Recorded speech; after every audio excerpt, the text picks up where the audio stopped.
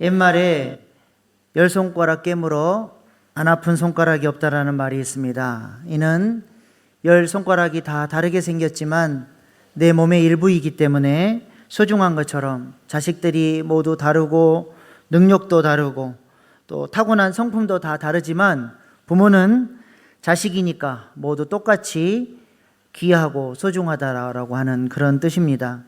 한번 여쭤보겠습니다. 자식들이 다 소중하지만 그래도 더 이쁜 자식이 있습니까? 없습니까?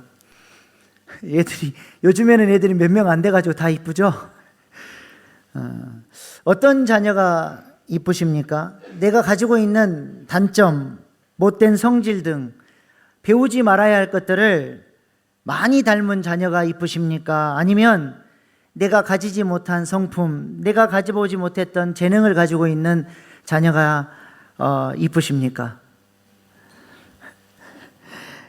네, 장로회 진학대학교 상담학 교수로 재직하셨던 오균 교수님께서 수업 시간에 자신의 막내딸을 자랑했던 것이 기억이 납니다. 자녀가 3명인데 첫째, 둘째는 자신을 닮아서 내성적이고 자신의 요구도 말을 못하고 그런 스타일이고, 막내딸만 자기와 다르게 자신의 생각과 요구를 당당하게 잘 말하는 그런 딸이었다고 합니다. 어릴 때 식당에 데려가면 공짜로 주는 사탕을 첫째, 둘째는 꼭 아빠 손을 잡고 가서 사탕을 얻어먹었는데, 막내만 당당하게 가서 주인장에게 사탕 주세요 해가지고 얻어먹고 오는 그 당당함이 그렇게 이뻐 보였다고 합니다. 저도 마찬가지입니다. 남자로 태어났는데 키도 좀 크고 손도 크고 목소리도 우리 이정원 장로님처럼 좀 중후하고 그럼 얼마나 좋겠습니까? 목소리가 하이톤이 높아가지고 설교도 다 귀가 따갑다고 하시는 분들도 계시는데 늘 죄송한 마음입니다.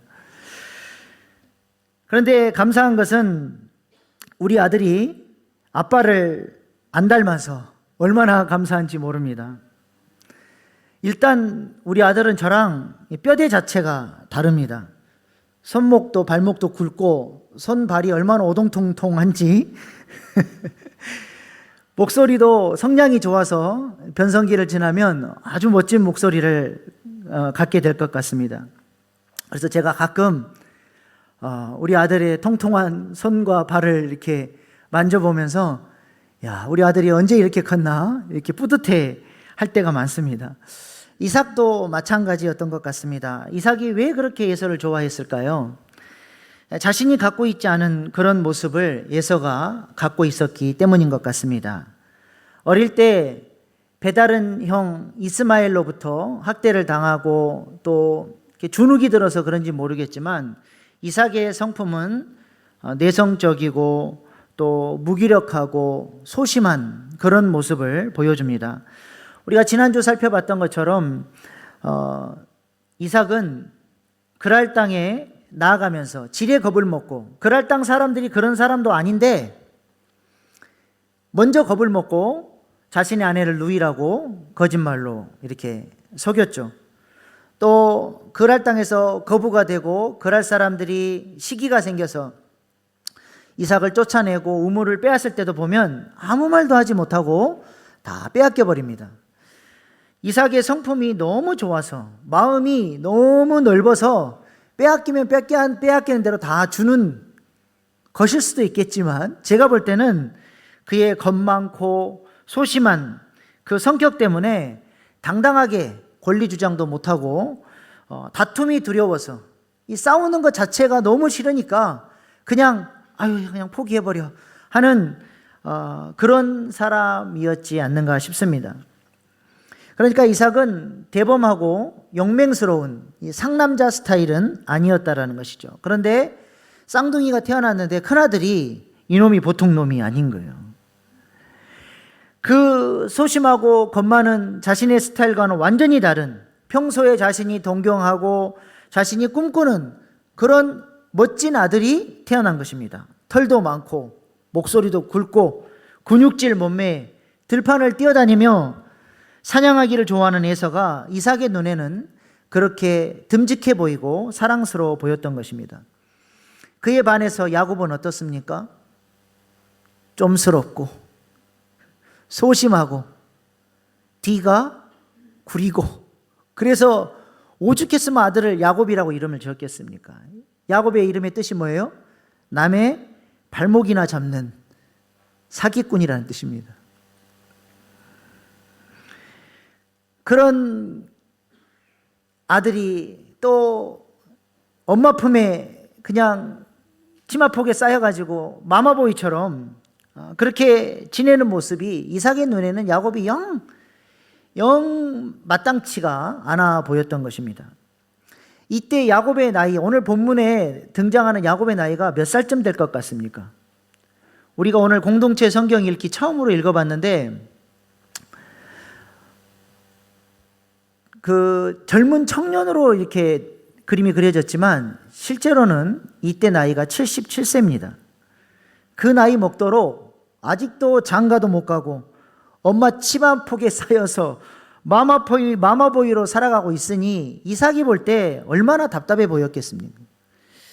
그에 반해서 이미 에서는 40세에 장가를 가서 가정을 꾸리고 있었습니다. 여러분 같으면 어떤 아들에게 여러분이 평생 일궈온 사업을 물려주겠습니까? 리브가로부터 하나님께서 야곱을 선택하셨다라는 이야기를 들었지만 이삭의 마음은 야곱이 신뢰가 가지 않고 탐탁지 않았습니다. 그래서 리브가 몰래 에서에게 장자의 복을 주려고 합니다. 오늘 본문 4절 말씀입니다. 내가 즐기는 별미를 만들어 내게로 가져와서 먹게 하여 내가 죽기 전에 내 마음껏 내게 축복하게 하라. 원래 장자의 축복을 할 때는 온 가족이 함께 모여서 잔치를 베풀고 기쁨 속에 장자에게 축복을 하게 되어 있는데 이삭은 리브가와 야곱의 성격을 아니까 그거를 몰래 에서야 너랑 나랑 둘이서만 잔치를 베풀고 내가 너에게 축복해 줄게, 이 작전을 꾸민 것입니다. 그런데 리브가가 이 여자가 보통 여자가 아니에요. 눈치가 얼마나 빠른지 부자지간에 속닥거리는 거를 알고는 금세 가서 귀를 기울이고 들었습니다. 오늘 본문 5절 말씀입니다. 이삭이 그의 아들 에서에게 말할 때 리브가가 들었더니 에서가 사냥하여 오려고 들로 나가매. 리브가 입장에서 보면 큰아들만 편애하는 이삭을 보면서 미운 오리 새끼 같은 야곱에 대한 연민의 마음이 더 커졌을 것입니다. 소심하고 무시당하고 살아가는 야곱에게 마음이 끌리고 이 아들을 어떻게든 도와주고 싶었습니다. 왜냐하면 하나님께서 이 아들이 장자가 될 것이라고 말씀하셨기 때문이죠. 리브가는 어떤 여성입니까? 이삭과는 달리 굉장히 진취적이고 적극적인 성격을 갖고 있는 여자죠. 예전에 아브라함의 종이 자신의 동네에 와서 자신의 신랑 될 사람을 소개해 줬을 때 이 사람, 이 가정이 내가 만나게 될 신랑의 가정이라고 하는 딱 답을 얻고 나니까 어때요? 친정 식구들이 더 있다 가라 그래도 아닙니다. 저는 가야 합니다. 그 비전을 붙들고 진취적으로 따라 나섰던 여자가 바로 리브가죠. 오늘이 장자의 복을 받는 날이다 싶으니까 이 리브가는 그 성격대로 저돌적이고 공격적으로 아들과 공모해서 남편 이삭을 속이는 프로젝트를 감행합니다. 오늘 본문 8절로 13절 말씀 같이 읽어보겠습니다. 시작.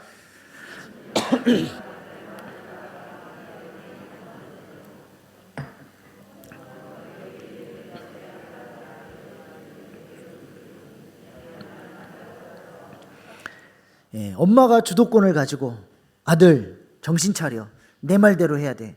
그랬더니 소심한 야곱이 어떻게 해요? 걸려가지고 축복은커녕 저주받으면 어떡하나요? 무서워하니까 그 저주 내게 돌려, 내가 책임질 테니까 너는 내 말대로만 해 하면서 강하게 밀어붙이죠. 결국 이 소심한 야곱은 엄마를 방패 삼아서 장자권의 축복을 받으러 나아갑니다. 이 장면이 정말 아슬아슬하고 걸리면 어떡하나 그런 손에 땀을 쥐게 하는 그런 장면 아닙니까? 아버지 이삭은 에서라고 들어왔는데 목소리가 아닌 거예요. 긴가민가해서 5번에 걸쳐서 에서인지 아닌지를 확인을 합니다. 먼저 목소리를 의심하죠. 18절 말씀입니다. 야곱이 아버지에게 나아가서 내 아버지하고 부르니 이르되 내가 여기 있노라. 내 아들아 내가 누구냐? 아무래도 목소리가 이상하니까 내가 누구냐 물어봅니다. 두 번째로는 요리 시간에 대한 의심이죠. 20절 말씀입니다. 이삭이 그의 아들에게 이르되 내 아들아 내가 어떻게 이같이 속히 잡았느냐? 그가 이르되 아버지의 하나님 여호와께서 나로 순조롭게 만나게 하셨음이니이다. 평상시 에서가 자기가 좋아하는 사냥감을 잡아다가 요리를 해서 가져오는 시간이 있잖아요. 근데 그것보다 평상시 너무 빨리 왔어요. 그리고 어떻게 이렇게 빨리 잡았냐 그랬더니 이 멘트는 에서가 할 멘트가 아니에요. 아버지 하나님이 속히 만나게 하셨습니다. 이거는 에서가 하는 말이 아니거든요. 그래서 이삭은 만져보기로 결심을 하죠. 촉감 테스트를 합니다. 21절 말씀입니다. 이삭이 야곱에게 이르되 내 아들아 가까이 오라. 내가 과연 내 아들 에서인지 아닌지 내가 너를 만져보려 하노라. 만져보면 확실히 알 수 있을 것 같아서 만져봤어요. 근데 이 털이 있거든요. 근데 목소리는 또 야곱 목소리란 말이죠. 그래서 다시 한번 목소리를 물어보죠. 24절 말씀입니다.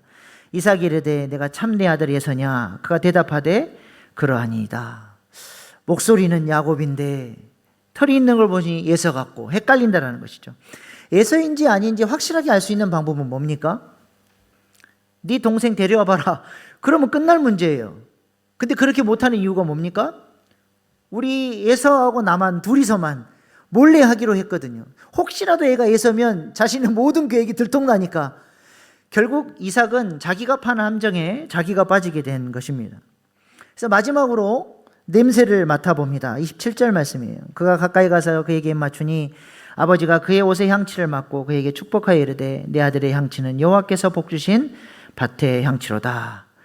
예서의 옷을 입고 들어갔으니 냄새로도 구분할 수가 없는 거예요. 얼마나 치밀하게 머리가 빨리빨리 돌아가는지 이 사기꾼 야곱을 아버지 이삭이 감당할 수가 없는 것입니다. 결국 이러한 5번의 테스트에도 불구하고 이삭은 야곱에게 속아 축복 기도를 해주고 맙니다. 에서가 나간 사이에 아버지를 속이기 위해서 급하게 준비를 했으니까 뭐 얼마나 잘 준비를 했겠습니까? 지금처럼 뭐 분장 기술이 뛰어나가지고 털을 잘 붙인 것도 아니고 대충 양가죽 묶어서 붙였잖아요. 그거 좀 만져보면 삼척동자도 이게 사람 털인지 양털인지 구분하지 않겠습니까? 근데 이삭이 그거를 구분을 못하고 축복을 해주는 거예요. 결국 이 말은 뭐냐면 하나님께서 야곱에게 복 주시기로 작정하셨기 때문에 그 복이 야곱에게 갈 수 있도록 하나님이 도와주셨다라고 하는 것입니다.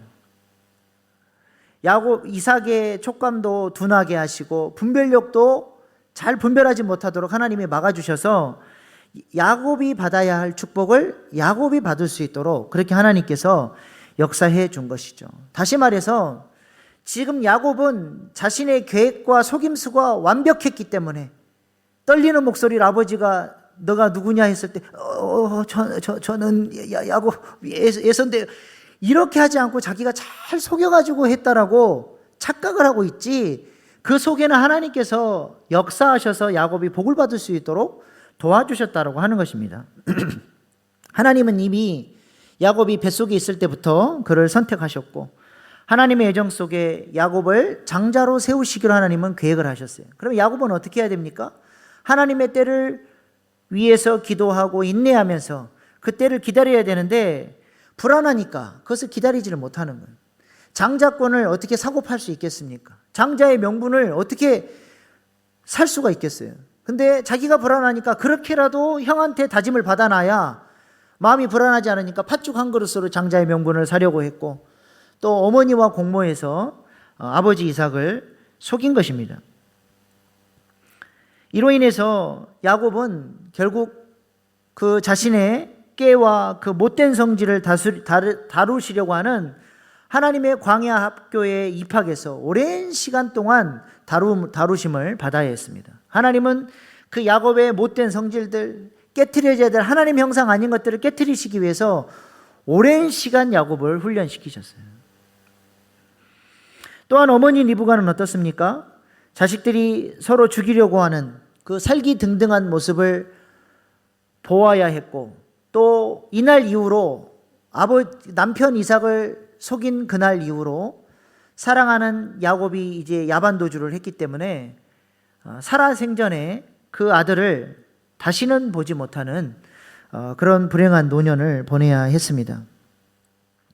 야곱의 이러한 못된 성질 때문에 형과 원수가 되고 사랑하는 어머니를 다시 보지 못하는 아픔의 시간을 보내야 했지만, 그럼에도 불구하고 하나님은 야곱이 복을 받을 수 있도록 도와주셨고 예서가 아니라 야곱이어야 한다라고 하나님은 말씀을 하십니다. 분명히 도덕적으로 문제가 있고 잘못된 일임에도 불구하고 하나님께서 야곱이 복을 받을 수 있도록 도와주신 이유가 무엇일까요? 성경에 보면 우리의 도덕적 관점으로 이해할 수 없는 일들이 있습니다. 그 대표적인 예가 마태복음 1장에 나타나는 예수님 족보에 등장하는 이방 여인들입니다. 이들은 예수 생명 낳는 일에 쓰임 받아서 왕의 족보에 그들의 이름이 당당하게 기록이 됐습니다. 믿음의 어머니였던 사라도 리브가도 그 왕의 족보에 이름을 올리지 못했는데, 문제 많은 이방 여인들이 구속사에 쓰임 받고 왕의 족보에 이름을 올렸다라고 하는 것입니다. 그들이 누굽니까? 다말, 라합, 룻입니다. 다말은 저주받은 민족 가나안 족속이에요. 이 다말이 유다의 큰아들과 결혼을 했죠. 근데 큰 며느리인데 이상한 족보가 되어버렸어요. 며느리이면서 동시에 시아버지 유다의 아들을 낳는, 며느리도 아니고 아내도 아닌 이상한 족보가 만들어지게 됩니다. 그녀를 통해서 아브람, 이삭, 야곱, 유다, 다윗, 예수님에 이르는 이 왕의 족보가 이어졌다라고 하는 것입니다. 여리고성 기생 라합은 이스라엘 정탐꾼들을 숨겨줌으로써 자신의 민족을 배신했던 여자입니다. 지금 우리나라를 쳐들어오는 적군에게 투항해서 적군이 우리나라를 잘 침략할 수 있도록 도와준 매국노죠. 그런데 이 기생 출신 라합이 정탐꾼 중에 한 명이었던 살몬과 결혼해서 예수님의 족보를 써내려가는 여인이 되었습니다. 룻은 모압 여인이죠. 영원히 여호와의 총회에 들어오지 못하는 저주받은 민족이었음에도 이 여인 안에 믿음이 있어서 어머니의 하나님이 곧 나의 하나님이십니다. 저희가 하나님을 믿고 섬기겠습니다. 믿음으로 헌신함으로 약속의 땅에 들어와서 고엘인 보아스를 만나서 아들을 낳음으로써 다윗의 증조 할머니가 되고 왕의 족보를 써내려가는 여인이 되었습니다. 이 세 명의 여인들의 공통점이 있죠. 무엇입니까? 저주받아야 할 이방 여인들이었고 도덕적으로도 손가락질 받아 마땅한 사람들이었습니다. 이들은 가족의 정도를 배신했고 민족을 배신했고 원수의 나라로 귀화한 사람들입니다. 그러나 그럼에도 불구하고 복되고 영광스러운 사람으로 인정받고 왕의 족보에 이름을 올릴 수 있었던 이유가 무엇입니까? 그들은 이 땅의 가치, 그들이 소유하고 있던 가치를 버리고 하나님 나라의 가치를 볼 수 있는 눈이 있었고 하나님 나라를 위해서 투항했던 사람들입니다. 그리고 그들의 삶을 통해서 예수 생명 낳는 일에 자신들의 목숨을 걸었던 여자들입니다. 생명을 낳는 일이라면 그 어떤 희생을 치르더라도 헌신하겠다는 담대한 믿음이 그들에게 있었던 것이죠. 그래서 가족과 민족을 배신하면서까지 하나님 나라를 위해서 헌신했던 여자들입니다. 그래서 하나님은 그 여인들의 믿음을 그의 나라와 의를 구하는 믿음으로 받아주시고 존귀한 왕의 족보에 올려주신 것입니다. 그래서 우리 예수님은 우리에게 천국을 침노해야 한다라고 말씀을 합니다. 마태복음 11장 12절 말씀입니다. 세례 요한의 때부터 지금까지 천국은 침노를 당하나니 침노하는 자는 빼앗느니라. 천국을 침노한다는 뜻이 무엇입니까?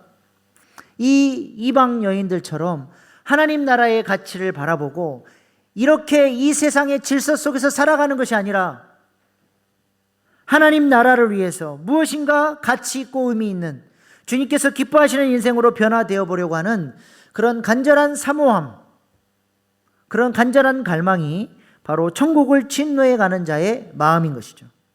자녀들 가운데 누가 부모로부터 많은 것을 받습니까? 착한 아이가 받는 게 아니라 요구하는 아이가 받는 거예요. 영적 세계도 마찬가지입니다. 영적인 복을 사모하고 갈급한 심령으로 구하는 자들에게 그 영적 세계가 열려지는 것입니다.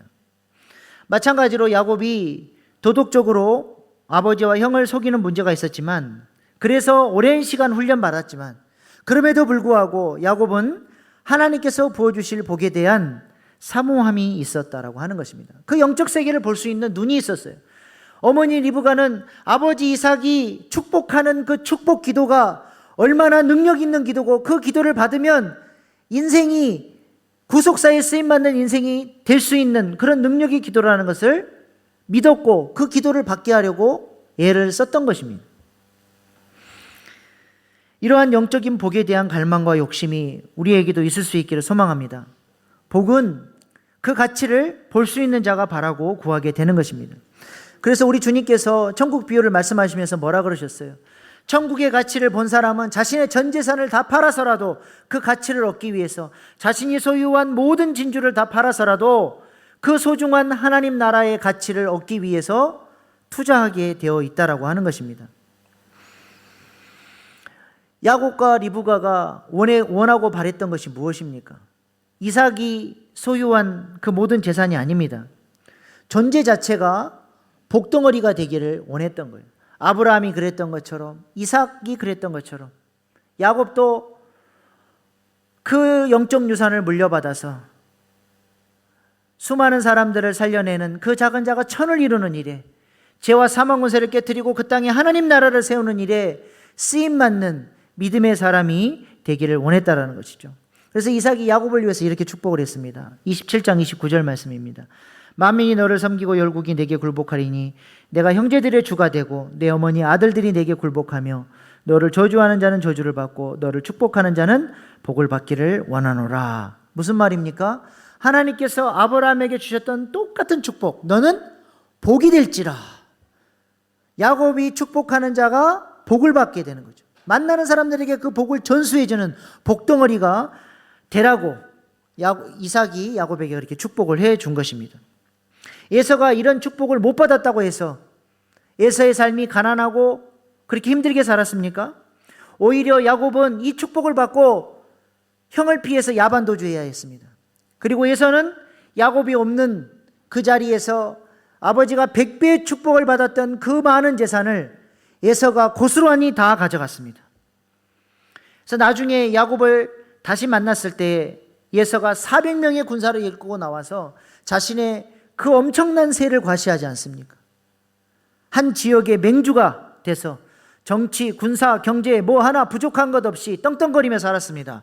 그러나 성경은 그 에서의 삶이 복된 삶이라고 말하지 않습니다. 야곱이라고 이런 욕심이 없었겠습니까? 야곱이라고 아버지 그 재산 안 갖고 싶었겠습니까? 야곱이라고 가나안 땅에 있는 이쁜 여자들 중에서 자기도 신부를 취하고 싶지 않았겠습니까? 77세가 되도록 호라비로 누가 살고 싶겠습니까? 그러나 영적 세계에 대한 눈이 있으니까 그렇게 살 수가 없는 거예요. 하나님 나라를 위해서 살아야 되니까 그것을 선택할 수가 없는 거예요. 아버지의 재산과 영적 유산 중에 둘 중에 뭘 선택할 것이냐 했을 때 야곱은 빈털터리로 도망치더라도 그 영적 유산을 받기를 원했다라는 것입니다. 이것이 얼마나 지혜롭고 복된 인생입니까? 하나님께서는 이 야곱이 복된 인생이라고 말씀하시고 야곱을 사랑하는 자라고 말씀하시는 거예요. C.S. 루이스는 이 땅의 많은 그리스도인들이 빈민가의 어리석은 아이와 같다고 한탄을 했습니다. 무슨 말입니까? 하나님께서 당신의 자녀들을 초호화 워터파크, 아름다운 해변이 있는 곳으로 데려가서 그들에게 그것을 누리며 휴가를 즐길 수 있도록 그런 아름다운 영적 세계로 그들을 인도해 가기를 원하시는데, 이 땅의 많은 하나님의 백성들이 하나님께서 지금 무엇을 말씀하시는지, 뭐가 가치 있는 것인지를 깨닫지를 못하고 그 어리석은 빈민가의 아이처럼 그 더러운 진흙탕에서 진흙놀이 하는 것으로 만족하며 가자 그래도 안 가겠다고 거기서 땡깡 피우는 아이와 같다라는 거예요. 하나님이 우리를 부르신 그 아름다운 영적 세계를 볼 수 있는 눈이 열려질 수 있기를 축복합니다. 우리도 야곱처럼 잃어버린 영혼들, 그들의 가슴 속에 예수 생명이 나아질 수 있도록 예수 생명 낳는 일에 쓰임받아 존귀한 왕의 족보에 우리의 이름도 올라가는 그런 믿음의 사람들 다 될 수 있기를 소망합니다. 하나님은 이렇게 그의 나라와 의를 구하는 자들을 책임져 주시고 그의 삶을 복되게 하시고 인도해 주시는 것입니다. 마지막으로 영적 어둠에 갇혀 살다가 전도를 통해 영적인 눈이 열려지고 새로운 가치를 바라보며 하나님 나라의 복음을 전하는 일에 일생을 드리고 있는 이옥 선교사님의 간증을 듣고 오늘 말씀을 마치겠습니다.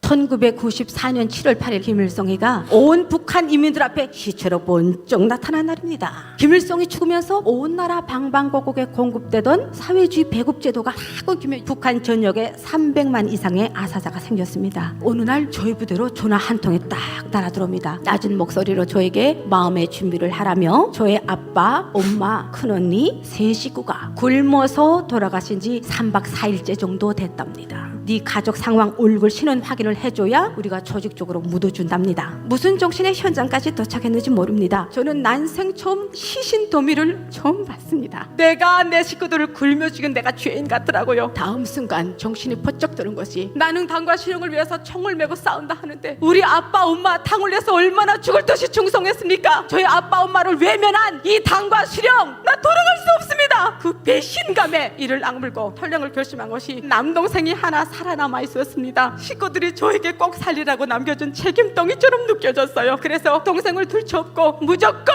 산발을 탔습니다. 지금 하나님께 너무 감사해요. 그때 빨리빨리 움직인 것이 하나님이 주신 지혜라고 생각합니다. 이 우욕도 처음엔 충만했는데 아무것도 안 먹고 걷기를 3박 4일째 지나니 바닥이 납디다. 그런데 하나님은 얼마나 놀라우지 아십니까? 순간순간마다 삶을 포기하려고 했던 적이 한두 번이 아니에요. 근데 하나님은 너무나 놀랍게 다 목이 말라 쓰러진 저에게 정신 차리고면 눈앞에 샘물을 내어주셔서 목을 축이게 하시고 또 쓰러진 저에게 군대 그 후방차가 지나가면서 강냉이를 떨어뜨려 주시는데요. 광야에 있는 엘리야를 하나님이 까마귀를 시켜서 공급하신 것처럼 제가 그걸 경험케 하셨습니다. 좌우지간에 하나님이 감당케 하셨고 포기하지 않게 하셨습니다. 그래서 두만강 앞까지 도착했는데요. 뭐 생각할 수 없어요. 작원 빨리 건너고 보자. 막 두만강에 몸을 던졌어요. 겨우 정신 차리고 무틀 도착했더니 간신히 메고 온 동생을 두만강에 떠내려 보내고 저 혼자 굶었습니다. 그래도 그동안 참았던 것은 목적이 있어서 참았어요. 그런데 그 목적은 동생이 없어져 버렸어요. 제가 살 의미가 없는 거예요. 거기서 그냥 쓰러져 정신을 잃어버렸습니다. 얼마나 흘렀는지 모르겠지만 눈을 떠보니까 제가 한 조선족 가족에 의해서 구출받았고요. 그분 덕분에 저희 친척들을 찾았는데 저희 친척들이 너무 감사하고 고마웠어요. 나를 얼마나 사랑해 주시며 근데 제가 진수성찬이 들어올수록 떠내려간 제 동생들 떠오르고 굶어 죽은 제 식구들 떠올라서 물 한 모금 마실 수가 없었습니다. 그래서 거의 죽게 되었어요. 제가 그랬더니 저희 삼촌이 야 오기야 정신 차려라 어디서 아코댕을 가져왔어요. 그걸 막 무슨 정신에 채봤더니 얘 니금 된다 니금은 니 돈 번다. 근데 사람이 이렇게 한 곳에 막 집중하다가 각도를 바꾸고 다른 데 정신을 또 집중하니까 이게 좀 덜어지면서 살게 되더라고요. 슬픔 꿀꺽 눈물 꿀꺽 삼키면서 그렇게 살고 있던 와중에 문득 남한에서 나오신 선교사님 목사님이셨습니다. 자매님 지난날에는 이 두 손에 총을 쥐고 김일성 김정일이를 위해서 싸웠다면 이제는 이 두 손에 하나님의 성경책을 쥐고 주님을 위해서 싸야 될 거 아닙니까? 나가라 내 집에서 나가라. 정말 물리적 행사를 해서 겨우 쫓았습니다. 그때부터 시작해서 무조건 저에게 거의 5달 내내 나타나는데 날마다 찬양 탭을 가득 갖다 주셨어요. 그거는 싫지 않습니다. 잊을 수 없는 4월 어느 날 애들을 가르치는 학원에 중부정한 경찰 서령에 와다닥 뛰어들어 차에 실어서 끌려가 보니 도문시 공안구라는 곳에 끌려갔습니다. 신문을 받고 보니 어떤 분이 저를 밀고 해버렸더라고요. 병사가 하는 말이 너는 내일 날이 밝아서 오후 2시면 북송되게 된다 그래요. 저는 그때 아무것도 할 수 없는 이 상황 끝내는 자포자기해버렸어요. 하나님이 내 자신을 스스로 포기하고 나를 부인했더니 기적을 허락하셨습니다. 그게 딱 떠올라요. 죄 없이 십자가에 매달리신 예수님까지 기억나는데 목사님이 말했던 게 이거더라고요. 그 찬양 속에 고통도 신음소리도 들리는 것 같습니다. 그 상황 속에 삼촌 고모 복수 미움 증오 간데 없이 사라져버리고 이 공간 안에 뭔가 매울 터질 듯이 꽉 찼는데요. 눈에는 보이지 않지만 느껴져요. 나 말고도 또 다른 인격이 그 안에 있더라고요. 그런데 얼마나 그는 크신지 무서워 덜덜 떠는 나를 꽉 옥죄해 주시는 거예요. 두려워 떨지 말라. 내가 지금 너를 안고 있지 않니? 내가 지금 너와 함께하고 있지 않니? 알 수 없는 그 위로와 터질 것만 같은 이 기쁨과 알 수 없는 이것이 모든 것을 압도하는 강력한 위로와 평안이 지금까지 그렇게 5달 내내 목사님에게 들으면서도 그렇게 영접기도 한 번만 따라해달라고 애걸먹고 하면서도 단 한 번도 내 입에 옮겨보지 않았던 예수님 이란 석자를 제 목에 피가 나도록 부르짖는 제 자신을 발견합니다. 이제는 나를 살리실 분이 내 친척이 아니고 이 예수님밖에 없음을 이제야 알았습니다. 그런데 제 마음속에 너무나 분명한 한 음성이 들립니다. 오기야, 너는 죄인이다. 내가 죄됨을 미친 듯이 내 입으로 고백하는 그 순간 하나님은 놀란 회개의 영을 물 붓듯이 부어주시기 시작했습니다. 그리고 제가 정신없이 잠들었는지 눈을 떠보니까 인기척이 나요. 어떤 검은 그림자가 제 발과 팔에 묶었던 족쇄를 익숙하게 열고 내 팔을 막 끌고 나갑니다. 오든 불빛에서 보니까 세상에 국장동지예요. 저를 그 새벽 내로 재빨리 구출하시고 연길로 돌아가는데 연길 동시장이라는 어느 7층 꼭대기에 올라가는데 거기는 저처럼 다 북한에서 온 탈북인들이에요. 문을 척 열고 들어서는 순간 너무나 익숙하고 낯익은 목소리와 얼굴이 튀어나옵니다. 죽은 줄만 알았던 우리 동생이 저보다 먼저 예수님을 영접했고 여기서 훈련을 받고 있었던 거예요. 누나와 나는 하나님이 살려주셨어. 하나님은 저와 동생에게 영육의 고람을 동시에 주신 하나님의 절대 주권과 불가항력적인 은혜를 찬양합니다. 하나님은 살아 계십니다. 네, 우리가 예수 복음 전하는 한마디에 준비된 영혼들은 저렇게 놀랍도록 하나님을 만날 수 있게 됩니다. 우리가 그 작은 자가 천을 이루고 그 약한 자가 강국을 이루는 일에 부름받은 이 사명을 잘 감당할 수 있는 저와 여러분 되기를 소망합니다. 기도하겠습니다.